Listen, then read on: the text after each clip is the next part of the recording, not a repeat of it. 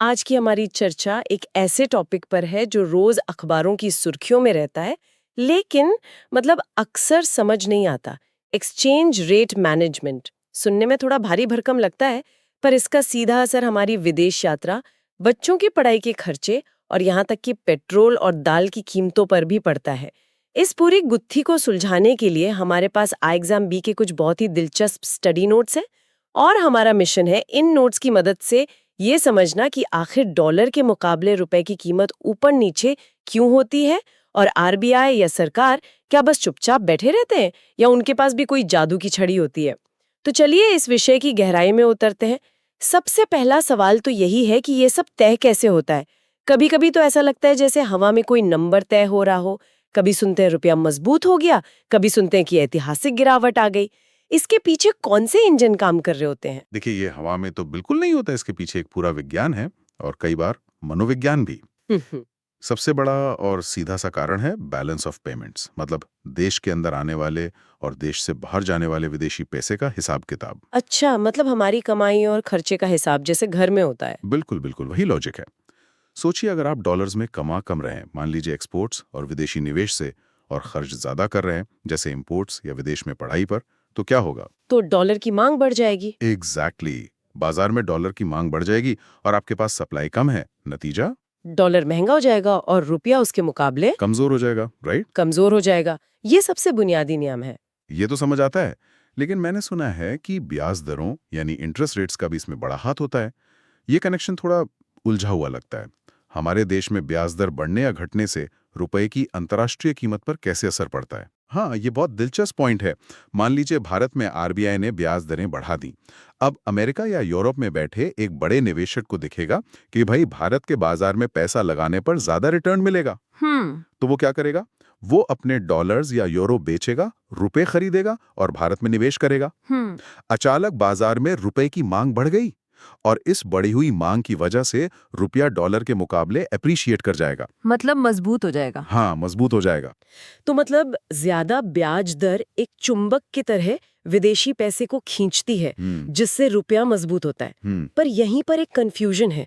हम अक्सर सुनते हैं कि देश में महंगाई यानी इन्फ्लेशन बहुत ज्यादा है और उसकी वजह से रुपया कमजोर हो रहा है। तो क्या ये दोनों चीजें एक दूसरे के खिलाफ काम करती हैं? आपने बिल्कुल सही नस पकड़ी है। यही तो वो रस्साकशी है जिसे सेंट्रल बैंक को हर रोज मैनेज करना पड़ता है। एक तरफ आरबीआई महंगाई को काबू करने के लिए ब्याज दरें बढ़ाता है, जिससे सैद्धांतिक रूप से रुपया मजबूत होना चाहिए। लेकिन दूसरी तरफ ज्यादा महंगाई का मतलब ही ये है कि आपके रुपए की खरीदने की ताकत, मतलब परचेसिंग पावर, कम हो गई है। अच्छा। आज जो चीज 100 रुपए में आ रही है, कल वो 110 की आएगी।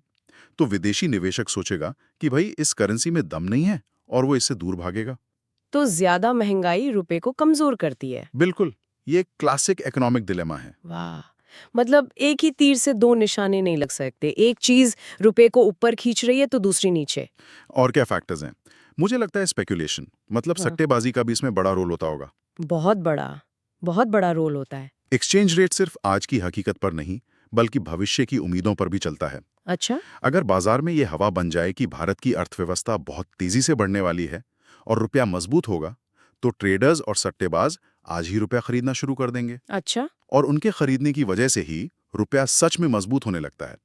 ये एक तरह से सेल्फ फुलफिलिंग प्रोफेसी की तरह है। जो सोचा वही हो गया, क्योंकि सबने वैसा ही सोचा। एग्जैक्टली। ये सब सुनकर लगता है कि इतने सारे फैक्टर्स के भरोसे रुपए को छोड़ देना तो बहुत जोखिम भरा है।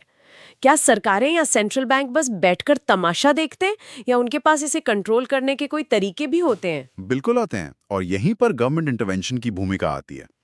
कोई भी देश अपनी करेंसी को पूरी तरह बाजार के रहमो करम पर नहीं छोड़ सकता, क्योंकि बहुत ज्यादा उतार चढ़ाव पूरी अर्थव्यवस्था को हिला सकता है। तो वो करते क्या है? जब आरबीआई को लगता है कि रुपया बहुत तेजी से गिर रहा है, हालात बेकाबू हो रहे हैं, तो वो अपने विदेशी मुद्रा भंडार से डॉलर्स निकालकर बाजार में बेचना शुरू कर देता है। उससे क्या होता है?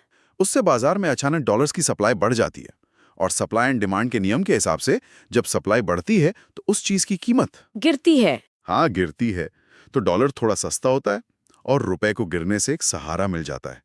ये एक तरह का सेफ्टी नेट है जो अर्थव्यवस्था को बड़े झटकों से बचाता है। ठीक है, तो सरकारें इसे मैनेज करती हैं, पर मैनेज करने के क्या अलग-अलग स्टाइल होते हैं? जैसे क्रिकेट में अलग-अलग कप्तानों के स्टाइल होते हैं, क्या देशों के भी होते हैं? हाँ, आप ऐसा कह सकती हैं। नोट्स में 3 मुख्य सिस्टम बताए गए हैं। पहला है एडजस्टेड पेग सिस्टम। इसमें देश अपनी करेंसी को किसी दूसरी बड़ी करेंसी जैसे डॉलर के साथ एक फिक्स्ड रेट पर, समझ लीजिए, बांध देता है और कसम खाता है कि वो इसी रेट को मेंटेन करेगा। लेकिन ये तो बड़ा मुश्किल होगा। अगर बाजार का दबाव दूसरी तरफ हुआ तो? मुश्किल ही नहीं, कई बार नामुमकिन हो जाता है। देश अपने विदेशी मुद्रा भंडार का इस्तेमाल करके उस फिक्स्ड रेट को बनाए रखने की कोशिश करता है, लेकिन जब उसका भंडार यानी रिजर्व्स खत्म होने लगते हैं, तब तो कोई चारा नहीं बचता होगा। बिल्कुल, तब कोई चारा नहीं बचता। उसे एक झटके में अपनी करेंसी को डीवैल्यू करना पड़ता है, यानी उसकी कीमत गिरानी पड़ती है। ये अक्सर किसी बड़े आर्थिक संकट का संकेत होता है। तो ये एक तरह से मजबूरी में उठाया गया कदम है। इससे बेहतर कोई तरीका है? एक दूसरा तरीका है जिसे क्रॉलिंग पेग सिस्टम कहते हैं। ये थोड़ा ज्यादा स्मार्ट है। इसमें देश संकट का इंतजार नहीं करता, वो बाजार की नब्ज पर हाथ रखे रहता है और जरूरत के हिसाब से अपनी करेंसी के रेट में छोटे-छोटे धीरे-धीरे एडजस्टमेंट्स करता रहता है। अच्छा, एक बड़े ऑपरेशन के बजाय ये रोज हल्की-फुल्की दवाई देने जैसा है। ये ज्यादा प्रैक्टिकल लगता है। और तीसरा तरीका क्या है? तीसरा तरीका है क्लीन फ्लोटिंग, जो एक कह सकते हैं आदर्शवादी सोच है। इसमें सरकार कहती है हम कोई हस्तक्षेप नहीं करेंगे। मतलब सब कुछ बाजार पर छोड़ दो? हाँ, एक्सचेंज रेट पूरी तरह से बाजार की मांग और आपूर्ति की ताकतों पर छोड़ दिया जाता है। जो रेट बाजार तय करेगा वही फाइनल होगा। इसे ही मार्केट डिटरमिन्ड रेट कहते हैं। और क्या असल में ऐसा होता है? सैद्धांतिक रूप से ये बहुत अच्छा लगता है, लेकिन असल दुनिया में शायद ही कोई देश इसे 100% अपनाता है। अब सबसे दिलचस्प सवाल आता है, भारत इस कहानी में कहाँ फिट होता है? हमने कौन सा रास्ता चुना है? हमारी अपनी यात्रा कैसी रही है? भारत की यात्रा बहुत ही शानदार रही है। नोट्स के मुताबिक आजादी के बाद हमने ब्रेटन वुड्स सिस्टम के तहत एक फिक्स्ड एक्सचेंज रेट अपनाया था। उस समय हमारे ऐतिहासिक और व्यापारिक संबंधों की वजह से हमने रुपए को ब्रिटिश पाउंड स्टर्लिंग के साथ जोड़ दिया था। लेकिन वो सिस्टम तो 70 के दशक में खत्म हो गया था। फिर हमने क्या किया? जब वो सिस्टम टूटा तो दुनिया भर के देश फ्लेक्सिबल रेट्स की तरफ बढ़ने लगे। भारत ने भी सितंबर 1975 में रुपए को पाउंड से अलग कर दिया। इसके बाद हमने एक बड़ा अनोखा सिस्टम अपनाया। रुपए की कीमत किसी एक करेंसी से नहीं, बल्कि हमारे बड़े ट्रेडिंग पार्टनर्स की करेंसी की एक टोकरी, मतलब अ बास्केट ऑफ करेंसीज के आधार पर तय की जाने लगी। एक टोकरी, ये तो मजेदार है। इसमें कौन कौन सी करेंसी थी? यही तो पेच था। ये एक अनडिस्क्लोज्ड बास्केट थी। अनडिस्क्लोज? हाँ, मतलब सरकार ने कभी नहीं बताया कि उस टोकरी में कौन कौन सी करेंसीज हैं और किसका वजन कितना है। ये एक राज था। फिर आया 1990 का वो दौर, जब भारत की अर्थव्यवस्था एक चट्टान से टकराने वाली थी। हमारे पास सिर्फ कुछ हफ्तों का इंपोर्ट बिल चुकाने जितना विदेशी पैसा बचा था। देश को अपना सोना तक गिरवी रखना पड़ रहा था। उस संकट की आग में से ही भारत की आज की एक्सचेंज रेट पॉलिसी का जन्म हुआ। बिल्कुल, उस संकट से निपटने के लिए सरकार ने 1991 में 2 बड़े कदम उठाए और रुपए को जानबूझकर डीवैल्यू किया, ताकि हमारे एक्सपोर्ट्स दुनिया के लिए सस्ते हो जाएं। हाँ, और इंपोर्ट्स महंगे। फिर मार्च 1992 में एक क्रांतिकारी बदलाव आया, liberalised exchange rate management system, यानी LMRS। ये LMRS क्या था? ये एक डुअल एक्सचेंज रेट सिस्टम था। मतलब देश में डॉलर के 2 रेट चल रहे थे। एक ऑफिशियल रेट जो सरकार तय करती थी और दूसरा बाजार का रेट। दो रेट? इससे तो गड़बड़ होती होगी। बहुत गड़बड़ हुई। एक अजीब स्थिति बन गई थी। जो इंपोर्टर्स ऑफिशियल रेट पर डॉलर खरीद पाते थे, वो एक तरह से रातों रात अमीर हो रहे थे, जबकि बाकी लोगों को महंगे बाजार रेट पर खरीदना पड़ रहा था। इसने एक तरह का ग्रे मार्केट बना दिया था और सरकार पर इसे खत्म करने का बहुत दबाव था। पर यह बाजार आधारित सिस्टम की तरफ भारत का पहला बड़ा कदम था। तो इतने सारे प्रयोगों के बाद आज हम कहाँ खड़े हैं? हमारी मौजूदा पॉलिसी क्या कहलाती है? आज की हमारी पॉलिसी को कहते हैं managed float exchange rate system, लेकिन इसका एक और मजेदार और ज्यादा प्रचलित नाम है डर्टी फ्लोट। डर्टी फ्लोट, ये नाम सुनकर तो ऐसा लगता है जैसे इसमें कुछ गड़बड़ है। गड़बड़ नहीं, बस यथार्थवाद है। इसका मतलब है कि हम न तो पूरी तरह से फिक्स्ड हैं और न ही पूरी तरह से क्लीन फ्लोट कर रहे हैं। ये कुछ ऐसा है कि आप कहती हैं कि मैं डाइट पर हूं, लेकिन कभी-कभी आधी रात को फ्रिज से आइसक्रीम भी निकाल लेती हैं।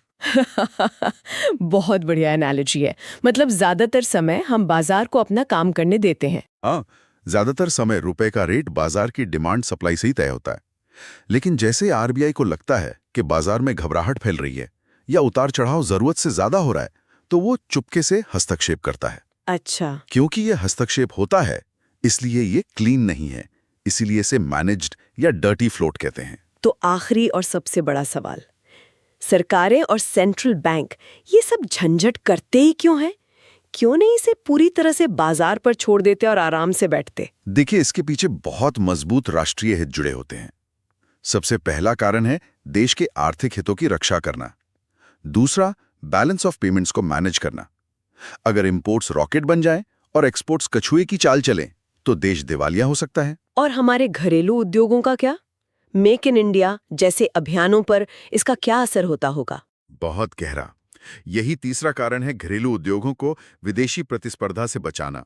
सोचिए, अगर रुपया अचानक बहुत ज्यादा मजबूत हो जाए तो चीन से आने वाला सामान बेहद सस्ता हो जाएगा। तो फिर भारत में बना सामान कौन खरीदेगा? कोई नहीं, हमारे कारखाने बंद हो जाएंगे। इसलिए एक स्थिर एक्सचेंज रेट बहुत जरूरी है। ये तो बहुत जरूरी बात है। अस्थिरता तो किसी को पसंद नहीं। और यही चौथा कारण है अनिश्चितता को कम करना। अगर किसी व्यापारी को यही ना पता हो कि आज डॉलर 80 का है और कल 90 का हो जाएगा, तो वो कोई भी बड़ा सौदा कैसे करेगा? सही बात है। निवेश और व्यापार दोनों के लिए स्थिरता चाहिए। और वो जो हम सुनते हैं कि देश से पैसा बाहर भाग रहा है, उसे रोकने में भी इसका कोई रोल है? ये पांचवां और शायद सबसे जरूरी कारण है, प्रिवेंट फ्लाइट ऑफ कैपिटल। इसे ऐसे समझिए कि अगर एक जहाज में जरा सा छेद हो जाए तो सब लोग घबराकर लाइफबोट की तरफ भागने लगते हैं, जिससे जहाज और तेजी से डूबता है। वैसे ही अगर देश में कोई संकट आता है और सब लोग अपना रुपया बेचकर डॉलर खरीदने लगें और पैसा देश से बाहर ले जाने लगें, तो अर्थव्यवस्था ढह सकती है। आरबीआई का काम उस छेद को फौरन बंद करना और लोगों में भरोसा जगाना है, ताकि भगदड़ ना मचे। तो कुल मिलाकर ये बाजार की आजादी और देश की आर्थिक सुरक्षा के बीच एक महीन संतुलन साधने की कला है।